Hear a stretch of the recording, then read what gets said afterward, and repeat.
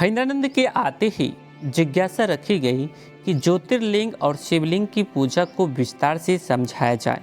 प्रश्न का उत्तर गहन होने के साथ साथ विशद था। साहब को समझते देर नहीं लगी कि वहां बैठे लोगों के मानसिक और धार्मिक तल पर आकर ही इसे समझाया जा सकता है।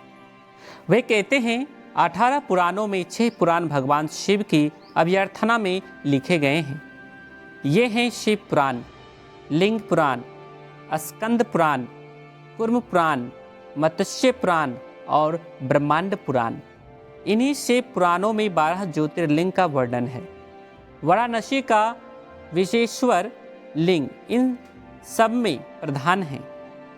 मुगल शासक औरंगजेब के समय में उपद्रवियों द्वारा यहाँ काफ़ी उत्पाद मचाया गया, फिर भी यह ज्योतिर्लिंग ज्ञानवापी के भीतर सुरक्षित रहा।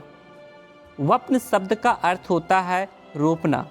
ज्ञानवापी शब्द का अर्थ है ज्ञान का बीज बोया जाना। इसके कारण ही वाराणसी की शिव मंदिर को ज्ञानवापी नाम से भी जाना जाता है। उज्जैन का महाकालेश्वर भी ज्योतिर्लिंग है। एक ज्योतिर्लिंग गुजरात के सोमनाथ में है। प्राचीन काल का ही है, जिसे 1081 ईस्वी में महमूद गजनवी ने नष्ट कर दिया था। इतिहास कहता है कि इस मंदिर को लूटने की कोशिश में उसने कई बार आक्रमण किया। साहब कहते हैं देवघर का शिवलिंग भी ज्योतिर्लिंग है, जिस पर हर साल लाखों श्रद्धालुओं जलाभिषेक करते हैं और उनकी मनोकामना पूर्ण होती है। इसलिए इसे कामना लिंग भी कहते हैं। हैदरानंद इतिहास के विद्यार्थी रहे थे। आज का प्रश्न ऐसा ही था जहां इतिहास को खंगालना था। वे समझाते हुए कहते हैं वैदिक सभ्यता के पूर्व सिंधु घाटी सभ्यता के हड़प्पा एवं मोहनजोदड़ो के उत्खनन में शिवलिंग की पूजा के अवशेष मिलते हैं।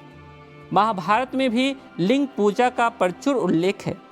हम स्वीकार करने को विवश हैं कि प्राचीनतम काल से ही शिव की पूजा लिंग के रूप में चलती आई है।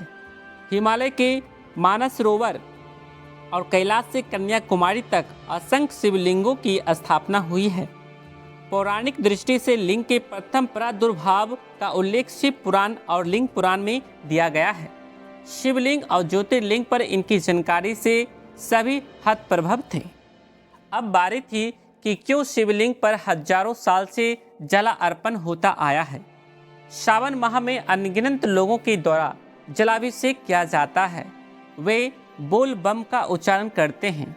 जैसे ही साहब ने बोल बम कहा, एक साथ 2-4 लोग बीच में ही बोल पड़े, अच्छा सर, शिवलिंग पर जल चढ़ाने वाले कांवड़िया लोग बोल बम क्यों बोलते हैं?